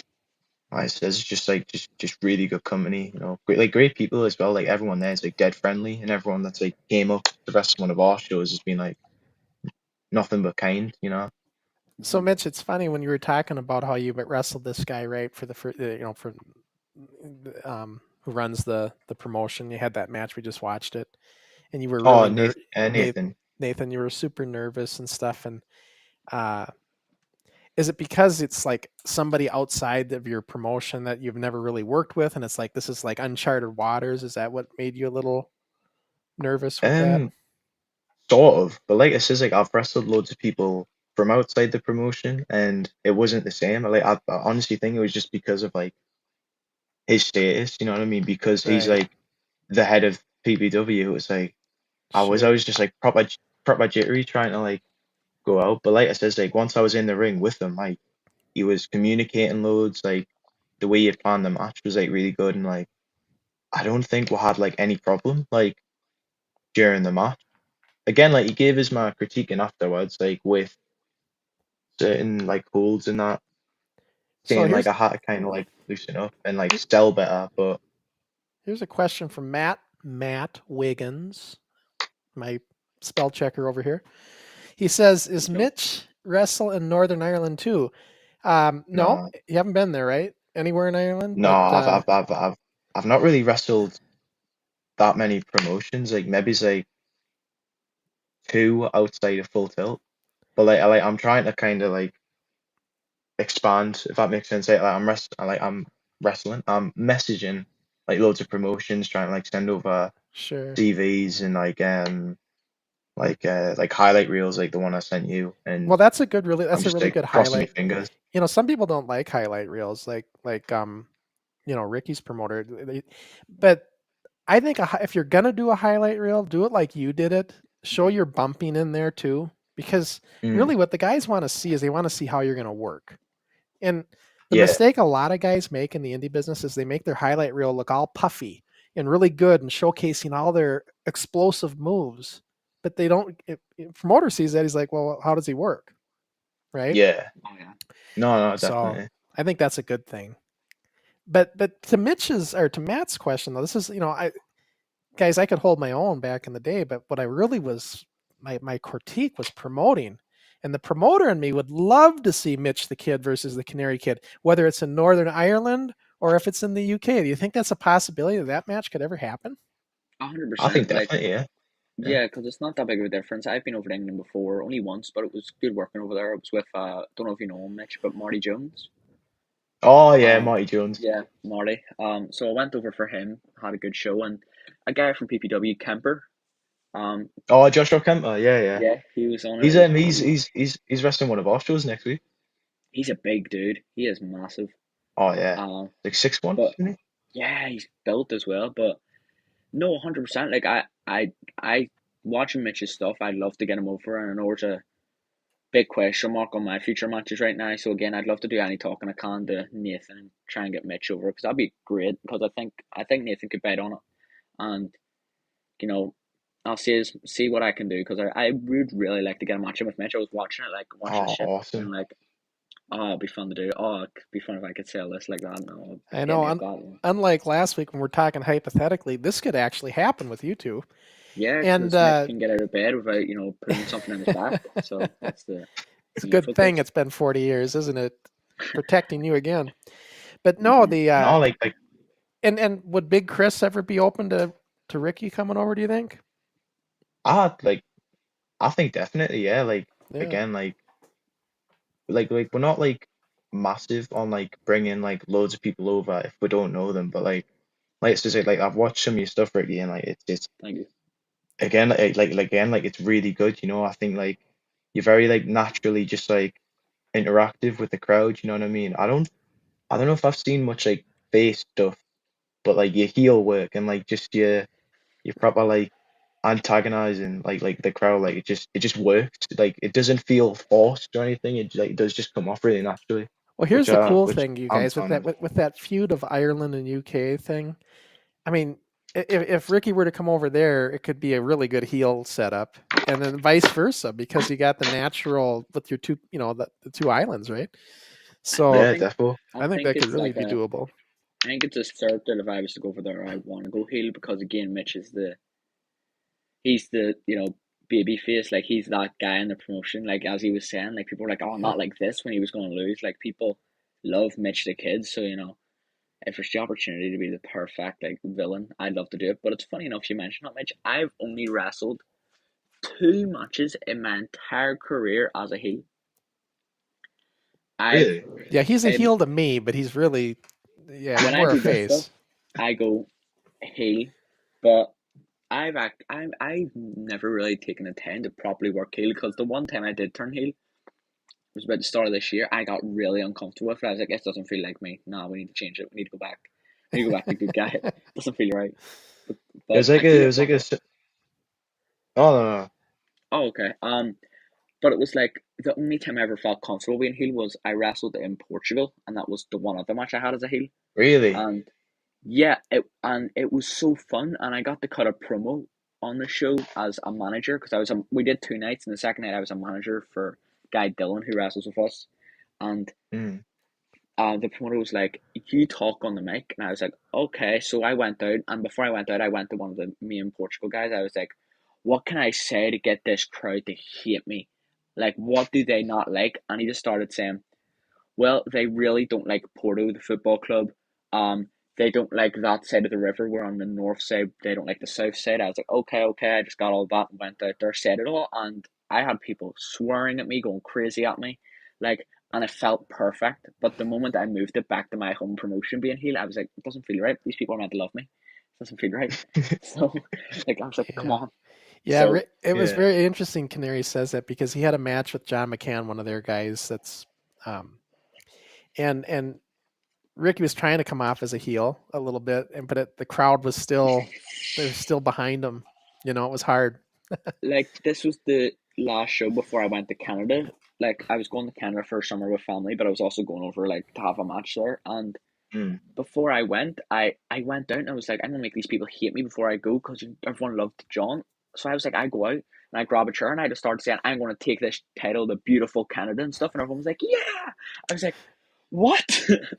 And You're then supposed to boo me here. I start turning to John and I start saying he's a selfish nobody, and everyone's like, oh yeah, you tell him. And I'm like, no, it's like hit me, please. I think So it's when you it's said so that one hard. line, when you said you're just jealous, I thought that would have done it too. Nope, they Yeah. loved it. They added up. It's so hard to be a heel in your home promotion when everyone loves you and everyone's Yeah. like your bud. But no, it would definitely be great to get over to England again and wrestle with you guys because you have a nice setup going. You have a really nice little thing going on. I definitely want to talk to Nathan about getting you over here because that'd be an awesome opportunity. I love to wrestle No, you, bud. honestly, like I think would happily have you, man. Honestly. And here's the Yeah, it'd be cool good thing, you fun. guys, for you to just intermingle and get used to, working into different promotions and stuff. This is all good stuff. So, I think it would be great. And Yeah, yeah. really would. And you guys are close enough. It's like the other thing, I had Bodie Young Prodigy. He's a really good guy over here in the Oh, States. he's great. And he's all over here in Las Vegas, not too far from me. And but to try to get this kind of a match with one of you guys with him is tough because of the distance. Yeah. But you know, he's I mean he's already said he'll what did he say, Ricky? He'll bring the smoke or whatever in Yeah, his he said some sort of phrase that, but yeah. I don't speak Americanese or schmuck, so he just needs to become fluent in talent, which I think he's struggling with right now. So, Bodie, if you're watching, quit your yapping. Anyway, continue. Yeah, he loves talking in character, and so I imagine when we're gonna get him on again, and I can't wait to see him and Canary go at it in there. That'll be interesting Yeah, because he's always been a face. I don't think Bodie's ever been a heel. So, right. but he's a cocky face. He's one of these cocky faces like I was. He talks Yeah. like a heel, but he's a face. Which is what I unintentionally do. I try to be a heel and it just comes across as a cocky face. Like, no, hate me, hate me. How is it, Mitch? We didn't see your entrance too much. I know when Canary comes out, he has this whole music video, and it's BIRD, and he gets the whole crowd going, and they really get into it. Do you have like an entrance like that as well, like a kind of a themed entrance or Yeah, anything? yeah, kind of. So my songs, I Predict a Riot. Can't speak. I Predict a Riot by the Kaiser Chiefs, which I heard that. isn't great for like copyright things, but like just for like getting the crowd going, like it's really good. Like Mm-hmm. it's a song everyone knows, and like they'll start singing along. And then later says like, I'll go out and I'll just I'll start like shouting. I'll be like, oh come on, come on. But one thing people have kind of not critiqued us on, but have pointed out when I'm doing my entrance is I'll high five really hard, like too hard to the point where like I'll hurt people as I'm walking. Oh my god. There was one of the ma- one of the moms at the wrestling apparently is like is scared when I come up and like I'm trying to high five because I must have like slapped her hand really hard. So I'll be Oh my coming over god. and she'll be like recoiling in her chair and that's like but no like it says like going out it's really fun. Um Now, yeah, it's just like just I've asked Ricky too. Have you had any little kids come up asking for autographs yet at all on any of the bigger shows that you do? yeah man. And So sometimes if there's like a poster like they'll want like all the wrestlers like sign their sure, to names sign on. it. So like they'll come up and they'll be like, oh, do like a signature. People ask for pictures normally. I remember it was dead cute. There was I think it was last show or the show before that. There was this little kid. It came in and it must have been like his birthday or something. He couldn't have been like older than 4. And we did like a whole thing for him. All the wrestlers they came down, took pictures with him, and then it was like, oh, we'll get him in the ring and we'll like wrestle him that. So I did a match with him, and he just starts running in circles, and he'll come up to us, he'll be like, oh, and I'll have to just like sell it, like about oversell it, and that was dead fun. But now that it says like people, yeah, people do normally want like the occasional autograph, but it's like it's normally kids. Yeah, You'll not have like grown adults coming up with us, be like, oh, Mitch, sign this, right. I get that. So And like Canary was saying, it's he acts differently with the kids than he does with, say, somebody his own age.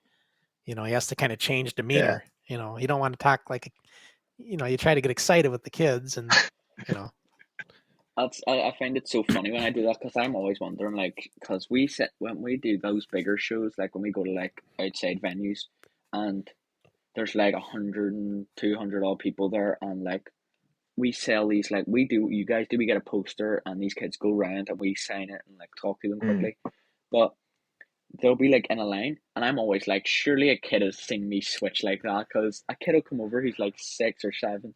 I'm like, who's your favorite wrestler? Before I sign this I need to know who your favorite is. Oh, okay, all right, yeah, nice, good seeing you, buddy, all like all that. And so my old age come and I'll like look at him and go, all right, man, yeah, sure, yeah, okay, yep, all right, man, see you, bud, yep, good seeing you, man. Like Probably, it gets probably. so different because you because feel I'm like you like almost feel like embarrassed to try to get enthusiastic with them because they're it's not even that, but if I was like 30 odds and there was like a 17-year-old asked me for a thing, I'd be like, what's up, buddy? Like, I feel like I would just feel weird. Like, I'm like, these guys are in on it. They know, like, this is a character, so I'm just going to be real with them. I'm like, all right, what's up, bud? yeah, and it hasn't changed, you guys. It was I don't remember ever signing an autograph for somebody older than me. It's always the kids, I don't right? think you ever remember actually sending an autograph across. Not many people wanted your autograph. Well, but see, it's documented, Ricky. I Uh, can't even lie about it because like it's on video. So it's like, yeah. yeah, of course I've signed autographs. When you're the Yeah. 5-time champion, your people are going to come up to you. Big Chris Oh knows my this. They're going to God. come up to you wanting your autograph.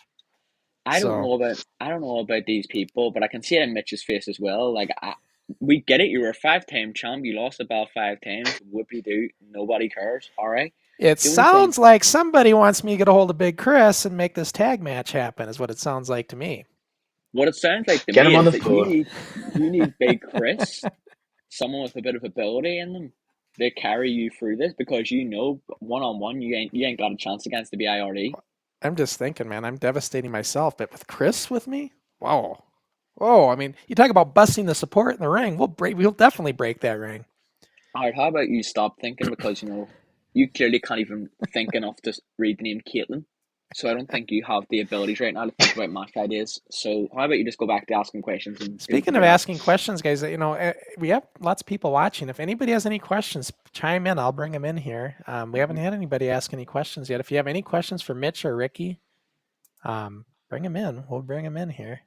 But yeah, I honestly, guys, no, seriously, I think it would be great to have.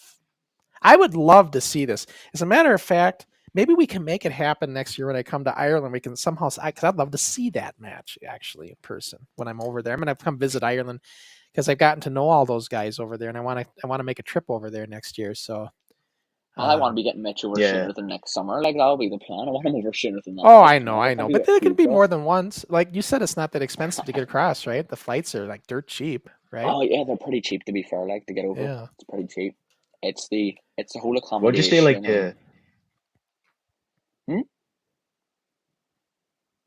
What's that? What would you say, like, your style is? Like, what would you say, like, your style is, Ricky? For me, I find a big mix in my styles. So, obviously, a big thing I'm into is very entertainment based. Because again, I look towards a younger audience, so I like to have that whole entertainment side. But if I'm going in for a match that's like either on a show with less younger people or like just an all round serious match, I go for a lot more of a striking and technical style, which I love doing because it heavily contrasts to my persona. I come out dancing and like having that little strut and all, but I like the idea of switching. That I'm happy. Like Conor McGregor, when you saw him like at his press conference, he came out in all his flashy clothes and he would like talk and talk and all. He'd have a little smile on his face now, but he gets him in the ring, all stops. He'll do nothing. Yeah, exactly. You'll do nothing. He has that whole switch as soon as he gets in the octagon. He's not messing around anymore. He's fighting. Khabib comes out with a big blonde afro. He's like a whole different person when he's in there, though. Like, I like that concept. So for me, probably the more striking and technical style. And having watched both of you guys, I can see the match. I mean, Ricky's a bit British Bulldog style, technical, like he's saying. Just a lot of quick, like, counters and reversals and, different little series that they do all the time. And your stuff is similar to that too, Mitch. I think the match will work pretty well. I think you guys both can bump, by the way. So there's not going to be an issue there.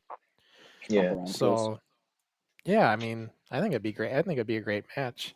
But that's the thing, in this business, you get paired up with somebody that you maybe haven't worked with, and that's part of the business, right? Yeah, it's for me, it's the funnest part as well. Like when I went over for Marty Jones, like the guy I wrestled was still new, but it was like I'd never met this guy in my life, and that was a completely new thing. Because usually when I was against someone, even if it was my first time wrestling, I'd met them before, like talked to him before. This guy, I had no idea who he was. I didn't get told who I was facing until I got there. He told me, I'll have a match for you. And I showed up and he's like, all right, who do you want? And I was like, I have no idea. Just give me someone who I can get a good match out of. Give me someone new. I want to get like someone better reps. And he goes, all right, take him. John was there with me. He goes, John, you take him. Go ahead. We're like, all right. So yeah, it's so fun getting to wrestle someone that you don't know, and even when you're like so new in the ring with them, you get to try things out and you get to see how they do it. It's such a good learning experience. Like, and one of your toughest things, Ricky, wasn't it with the that Japanese wrestler you wrestled when you couldn't speak the language? So really? I wrestled the guy from Japan. His name was Hatano, and he came over and knew zero English, and we planned a match for basically a game of charades, and Google Translate here and there. It was horrendous. The match was fine. Not the match. I actually was really proud of the match for what we had to work with. It was a very basic match, but for not being able to know what the guy's saying, we worked pretty well. But it's funny to think about it now, because I actually found footage of that match a while ago, which I didn't think existed, literally like a week ago, and I was watching it and I realized the guy didn't know any English when we were planning. We're in the match, he talks a good bit of English. And it's really confusing. Like we got out there and so a running joke, right? So I'm going on a rant here, but we'll kill time.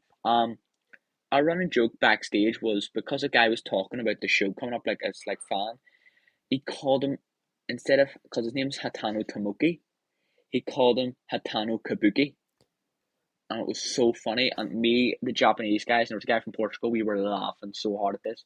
So he got face paint and painted a Kabuki mask on himself for like a bit of a joke between us. So he went out like having a laugh, and I got up and completely like not part of the plan. He just goes, "Come on, like chop me," and I go, "Oh," so I hit him one, like expecting one back. I open up and he just Yeah. goes, "No damage," and start. I was like, "What?" He goes again, and I mean I chopped this guy like 6 times, and the only reason it stopped was because I looked at him and went, I looked at the crowd and went, "Are you okay, bro? Like, what's going on here? Like, what's this?" And then he just looked at me and goes, "Ah!" Starts choking me, but it was like, I mean, were they hard chops, Oh, Ricky? Were class. they like handprints and stuff?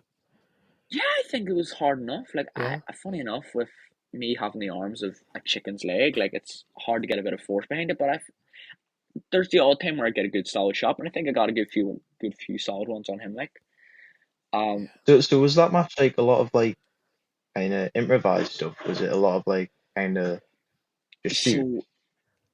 so we literally, so the first 3 to 4 minutes was just shoot chain wrestling, like just back and forth. Yeah. Again, I planned that with him by saying we'll just wrestle around, and he goes, "Oh, wrestle, wrestle, wrestle," and I said, "Yes, wrestle." So that was like how we planned that, and we did that, and he had a bit planned, and then he just said, and then I'll do some moves, like basically, I think we translated what he was telling me, but basically just said I'm gonna hit a few moves on you. I said okay, and then we had like a comeback and a finish planned. So it was like a couple of Yeah. like missing puzzle pieces that we just kind of put in during the match. But the guy was a Yeah. great guy, honestly. And I hadn't heard from him in so long, but I saw he's like I had a match recently in Japan, so it's good to see he's still going. But he's a really lovely guy. Nice. And it was an all Ricky, round my good show. question here though, if he doesn't know English though, okay, let's say you're gonna do I don't know, clothesline. How do you communicate? Like how does he know what you're gonna do? Like So let's just say we're planning before the match because I'm pretty sure I did a clothesline because it's on my comeback and I was telling him what my comeback was. I just yeah. went like this. I went clothesline, like, and he goes, "Oh, close." I was like, "Yes, yes." So if I was hitting a move, I would literally like go like for like drop kick. You knew what that was. Like that's a universal word, I'm pretty sure. But Yeah. like for things like clothesline and stuff like that, I was just like clothesline, and it was so funny because I didn't know how to explain. Because I don't know if you've seen it, Mitch, but I do a thing that's like a whole part of my like gimmick. I hate it. It's so dumb, but I do it. Where like Scotty Too Hotty's worm, when they're in the corner, I'll start going bird, bird, bird. Spell it with me, Oh BIRD. yes. Yeah, No, and yeah, then I've seen it. I'll monkey flip. See when I'm calling that because I've worked 2 Japanese guys. See when I'm calling that to them, and they don't know English. It sounds like I'm an idiot to them because I'm going to dance and then hit a monkey flip, and they're like, "Dance?" I go, "Yeah, like dance," and they're like, "Oh, dance." I was like, "Yeah." I just don't tell them what the dance is. I just tell them I'll do a dance and a monkey flip, and they're like, "Oh, okay." And then just seeing their face, like I always get a wee glimpse at them, and they're always looking at me so confused at what I'm doing when I'm actually in the match. I think they're very confused, but no, it's genuinely like so different working those Japanese people. But when you do get to like actually do it, it's a whole new experience, and it's really fun. Though you learn a lot from it. Yeah. Ah, sounds Definitely. good, man. Yeah, that's been, that's what's cool about this show, you guys. And I'm just sitting back listening to you two talk to each other. I haven't interjected a whole lot here, but I'm just fascinated listening to the stories at your guys' young age. And I know I'm a fossil, but it Oh, is you said great today. I mean, legend speaks for itself, just like Big legend. Chris. But it's just I think it's great. You know what I really like here is I like the fact that you guys both started at a young age. Mm. And that's one of the reasons I brought Ricky on as my co-host now, Mitch, is because I want to have somebody more your guys' age as I bring in people like Yeah. you, besides me, right? It's a No, good. yeah, of course. They talk your language. That you guys talk the same language, right? Not that I can't, but it's just you're of the same generation. I had somebody calling me Unk on YouTube, and I think it was somebody he knew. I think it was one of his friends. And I'm like, I had to like, Google it to find out what the hell it meant. So yeah, Unk. Yeah. No, so having Ricky though is cool because it's like somebody your own age, you know, and I want it to be more fun environment and everything, you know. Back in the day, I used to speak in like Ooga Booga and banging a club on the ground and like cave paintings and stuff back in your time. So it must be a really different experience for you. Yeah. But no, I think it's also helpful to finally be on a show where I'm with someone from the UK, because I'm saying terms and he's going, yeah, because it's just language. I mean, if I said like earlier, I said 20 quid. If I said that to you, Cross, you'd be like, sorry, what's a quid? Like we'd have that like right. Weird... It's like I was talking about a simple hamstring pull, and he was like, hamstring pull? Yeah. So it's like we're two different generations of wrestling. Yeah. You know, the hamstring pull, I don't think they do it anymore. But yeah. Well, like actually like pulling the muscle, like the hamstring. I thought he meant that too. No, he means like a move where I think you've probably seen it. It's like where they're lying on their back and you get their foot and you just kind of jump back and pull it out. Just pull their foot back with your like a DDT but on the leg. No, instead of bumping with it, you're just jumping and like landing on your feet. It's a really dumb move. It's not actually doing any damage when you think about it. Well, it's actually is. If you knew what the hamstring was, I have to kind of be more of a doctor here, but no, you're pulling. So like the guy's laying flat on his back, right? You grab his leg, you put your foot on his hip, and you just stretch that leg back, and you just go back. You just go forward, and you just pull his leg. You would definitely know it if you saw it, but this is such a weird move to explain. But you would know it if you saw it. It's such a it's done a lot. Yeah, it was done a lot in the 80s. It was a very common. Robinson. It's just Billy Robinson kind of stuff, like. Yeah. All right. Mm-hmm. Yeah, it's a stretch move. You know, you're stretching the hamstring. But yeah, I mean, yeah, you're right. I'm not as brushed up on all the new terms. This is why I have to bring Ricky in, because he knows the language a little bit better. You know, he's a translator. It's one. Yeah. I guess I can give him a little credit for that. I guess. Yeah. And also being the only reason people tune into this show. It's not a big thing. She's gonna credit for. I don't know. He's upsetting a lot of our NWF fans, and one of them, their sports video. I don't see the crew here though. I don't know if I have all those guys on right now, but he says I need to get Ricky a pacifier. We could shut him up for hours. Oh yeah, well I think that little schmuck should shut his mouth before I find out where the sports video guy's from. I go there personally and canary cutter him for a wall. Yeah, the canary cutter. That's his finishing move. You know what? Have you ever seen it, Mitch? I can't say I have, no. You can explain it, Ricky. It's just the os cutter, but from the corner. Oh, very nice. He jumps off the top or the second rope or whatever. Yep. So is your finish the frog splash? Is that what you do? Honestly, there's so many stuff like I try and do. Like so it changes. It's kind of alternating. You don't really. So it was like a top rope.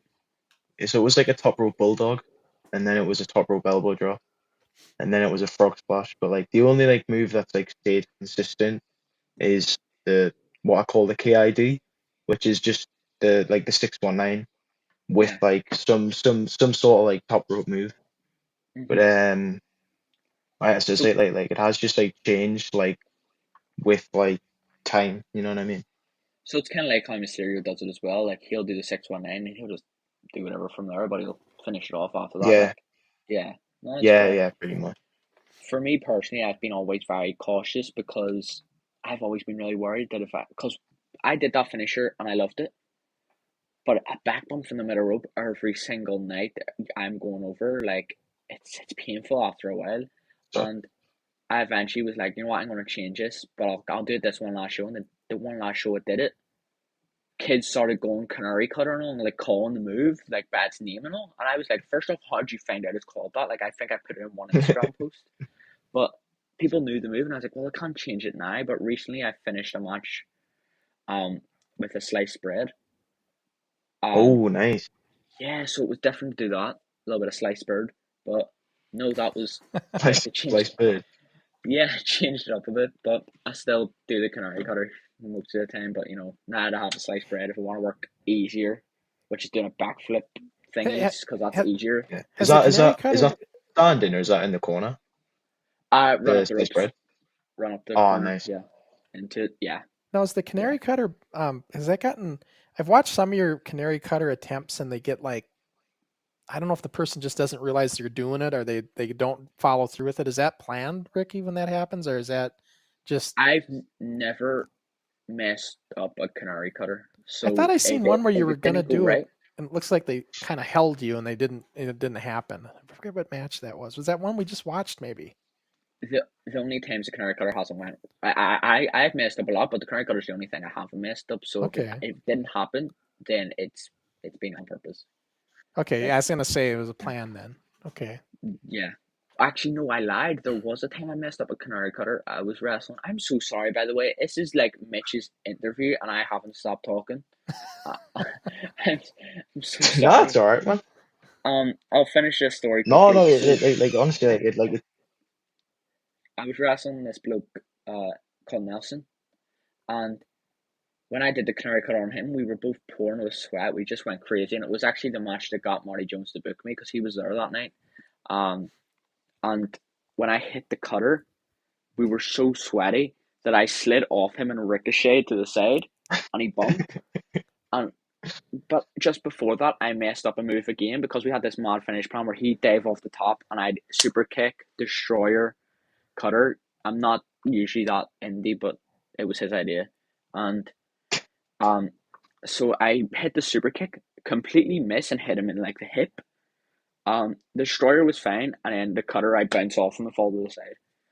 It was shocking, like the finish, but the match was fun. And I remember planning it and being like, Marty Jones is going to hate this because he hates indie wrestling, and I'm going out here and planning an indie match with like buckshot lariats, 2 double downs, destroyer, like all this mad stuff, German suplexes and stuff. I was like, he's going to hate this. And afterwards, he looks at me and goes, I'm going to try and do a Marty Jones voice here. He goes, I like you, Canary Kid. You're very good, very talented.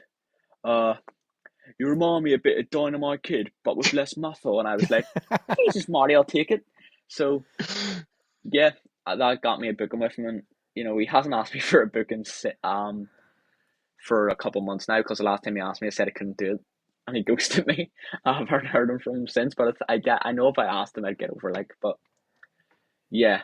Anyway, back to Mitch. No, I was gonna say, botches happen, guys. We you just work through them.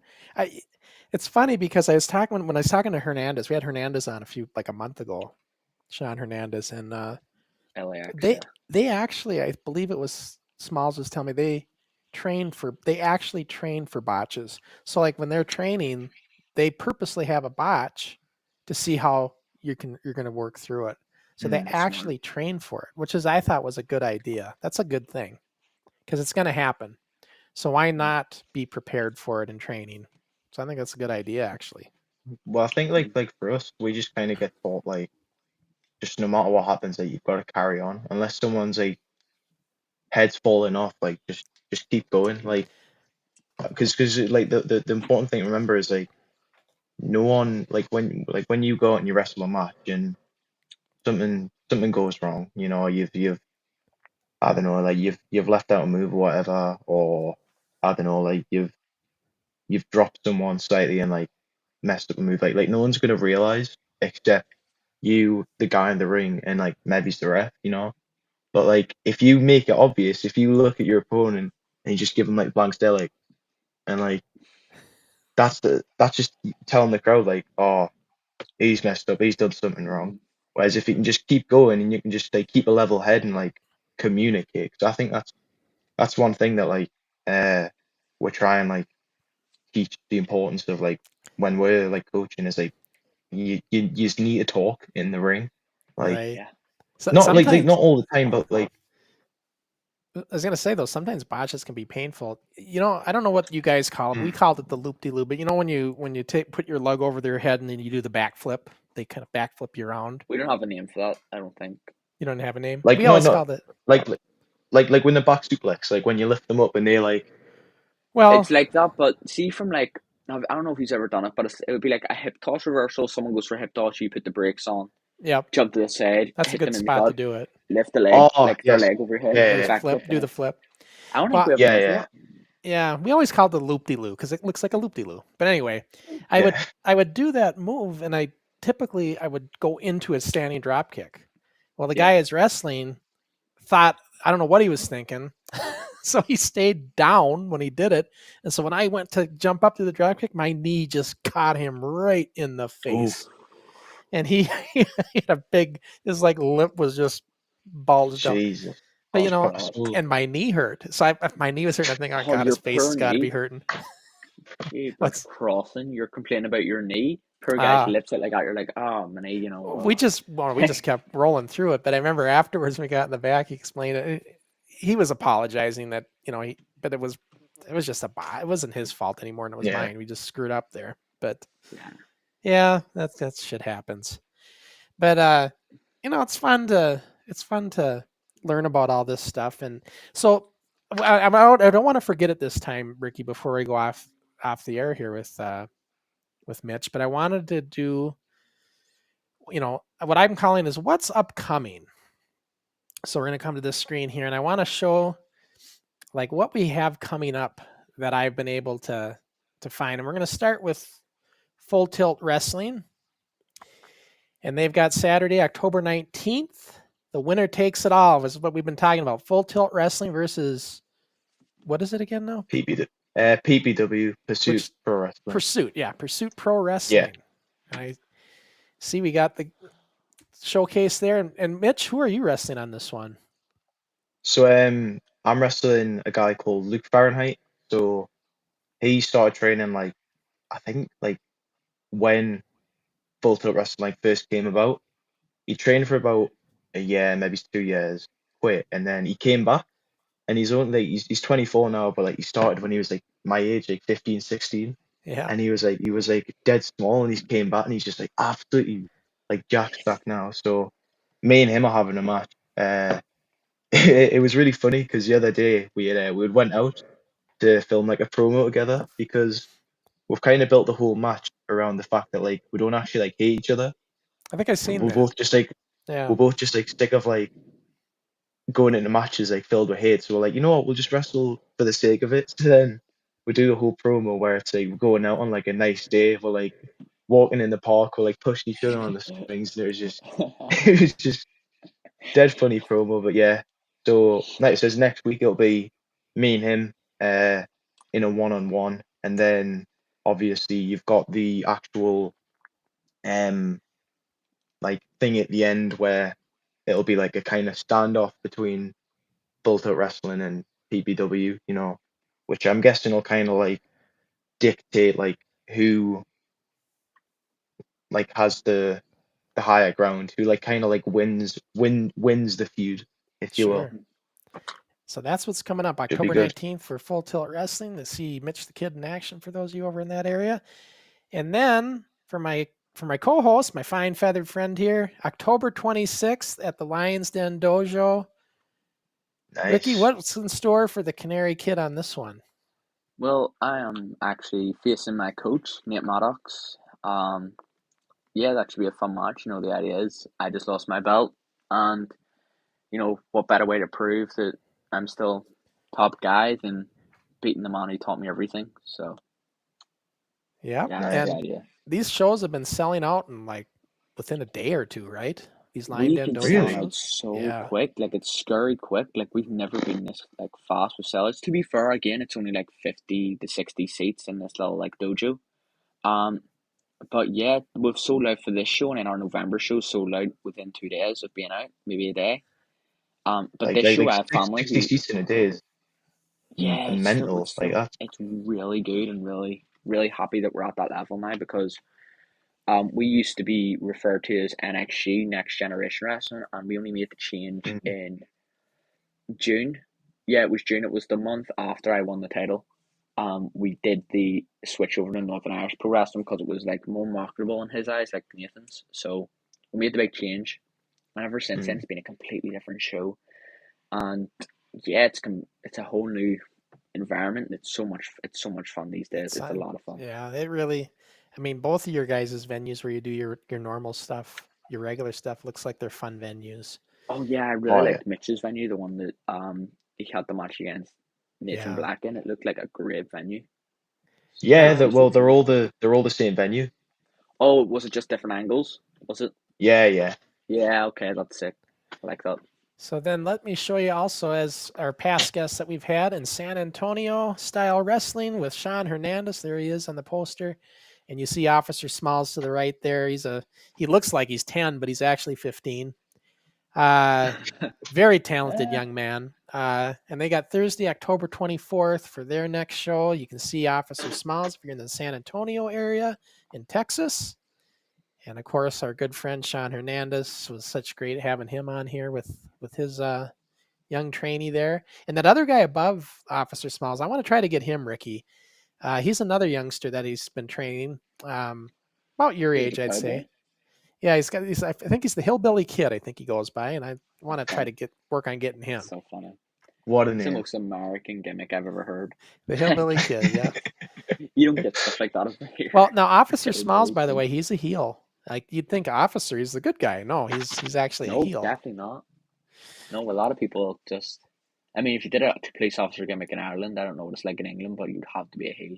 Yeah, no, here you would think it would be a face. You know, Big Boss Man, and I guess Big Boss Man was kind of a heel, but well. Yeah, he was a pretty big heel, and then you had like the Mountie and stuff. They were all heels. Yeah. Let's look at what's happening in Pure Pro Wrestling. We got our guest coming up next week, Tank. I'm looking forward to talking to Tank. We'll talk about that in a minute. But Saturday, October 12th in Holland, Michigan. That's their next show. Coming up fairly quick here, like in 2 days. So if you want to see some of their guys, and I see the one guy there right next to where it says rights. That's High Flyer Drake. We had him on. Great kid. Started out like you guys, young. He's doing well. I think he's maybe 20 now. 19, 20 maybe. He's doing good though. Looks like he's on the show. And then we've been talking about him earlier, but Bodie Young Prodigy, Future Stars of Wrestling. We're going to get him on again. I just got to reach out to him. But against all odds, Sunday, November 20th at the Silver Nugget Casino in Las Vegas. If you get a chance to see Bodie Young Prodigy, that would be great. And then Primo's Premier Pro Wrestling. They have a bunch of dates at the Roxy Theater, and their next one's going to be October 27th. So check out Primo's Premier. They were ready to start having some kid match. They have a juniors division, just like you guys. They train for juniors, and they're going to start having some junior matches. So I'm curious if they've got to that yet or not. So we'll have to see. But that's what's coming up on the horizon. And then the other thing, guys, I want to talk about, if I can, where the heck am I here? Oh, I'm in the wrong screen. Let me get back to our normal screen. I just want to talk about what we've got coming up on our future shows before we wrap it up quick, guys. And the next show I'm doing is going to be Sunday with our good friend over there in Northern Ireland, Keaton, Wrestling Revolution Keaton. And this show is going to be with Titanic Wrestling's JDP is going to be Keaton's guest.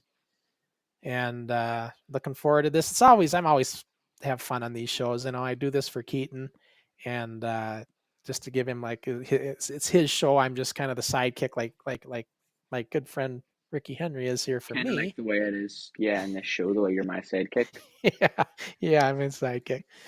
But yeah, this JDP though, this could be a fun interview. I'm looking forward to this one, and then that's coming up this coming Sunday, guys. And then our next Rewind show, this is going to be a fun one. We're going to our big sellout at the Anoka Armory. The only time we sold it out. Look at all those people.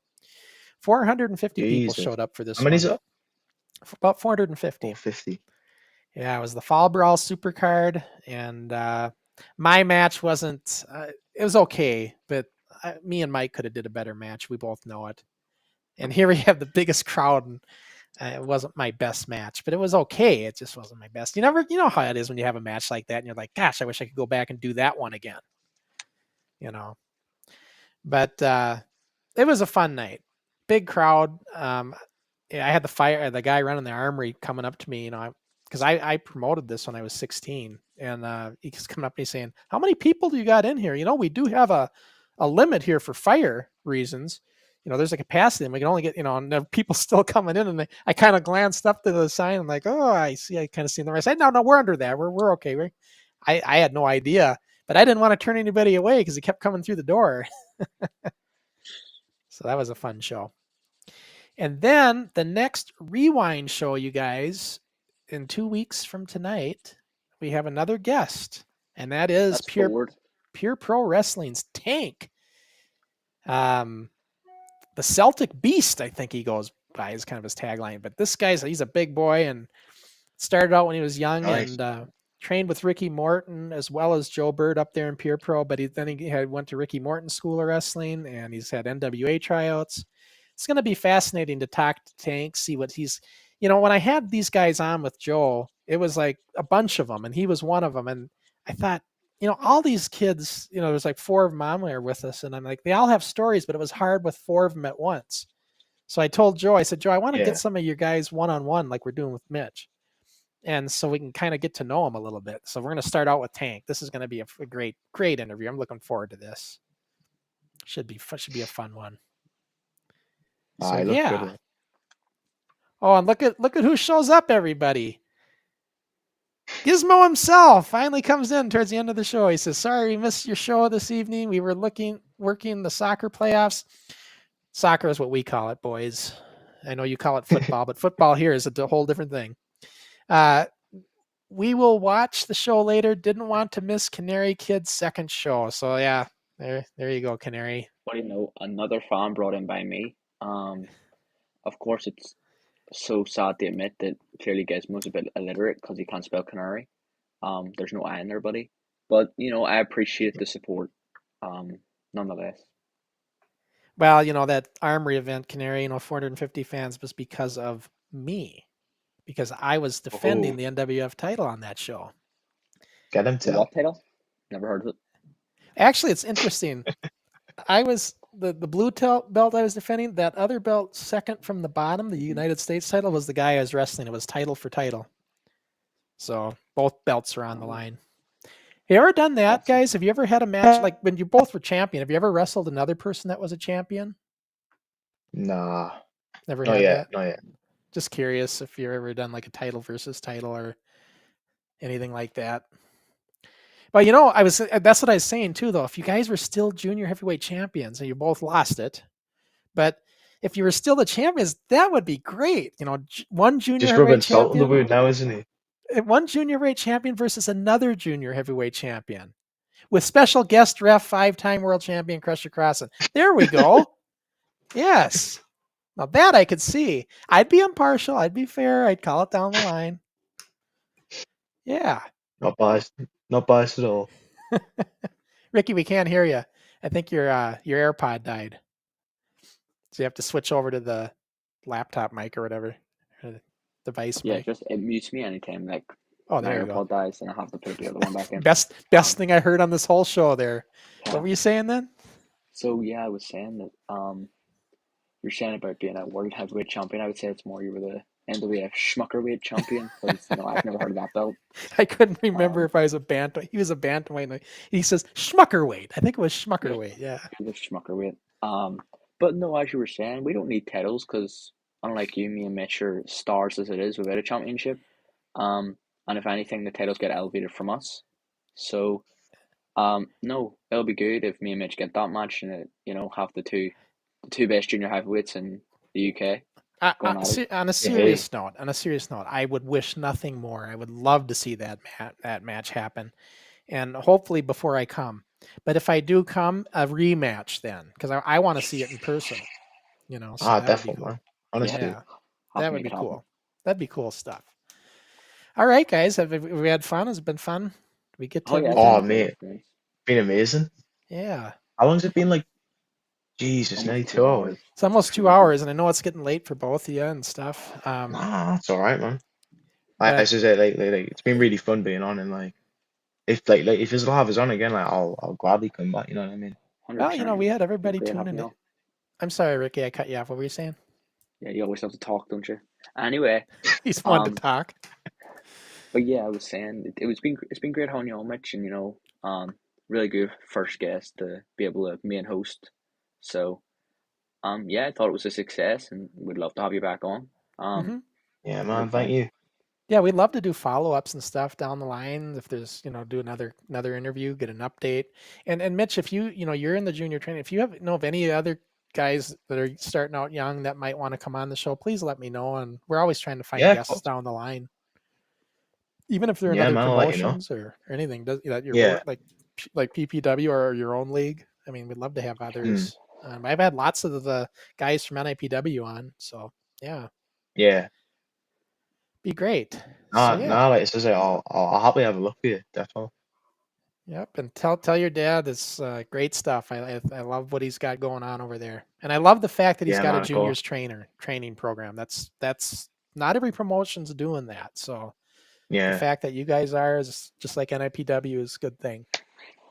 So, all right, guys. Well, thanks for tuning in. You see, we already went over everything. Went over the around the world whatever segment with all the different promotions and showed you what's coming up. So I will see you guys again. I'll be with Keaton here on Sunday, and then next week with Rewind for the big October show. Oh, I forgot to talk about that on the October card. We have a special guest on that one on Rewind. It's Wayne McCarty. He's going to join us. He was in attendance. He was actually in the front row on that show, and I didn't know that. So we asked him, hey, why don't you come on? We'll get a fan's perspective. Be kind of cool from back that long ago. Surprised we could have anybody that's around still from then. So yeah, that'll be cool. So everybody, thanks for watching. Remember, 2 weeks, me and Canary Kid will be here with Tank. It'll be a fascinating interview. All right, thanks. Thanks a lot, Mitch. Yeah, man, thanks for having us, man. Like it says, like hopefully I'll be back soon, you know what I mean? But no, like it says, it's been really good. I've had loads of fun. Thank you, man. And thank you as well, Ricky. No problem, bro. You've been great. It's been great, guys.